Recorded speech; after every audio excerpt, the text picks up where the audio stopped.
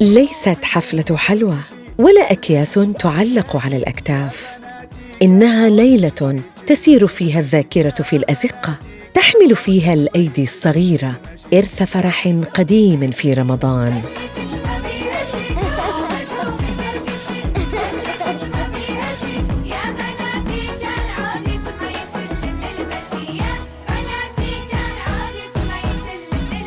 بدأ ذلك الفرح يوم أشرقت المدينة المنورة بقدوم سبط رسول الله الإمام الحسن في السنة 3 للهجرة.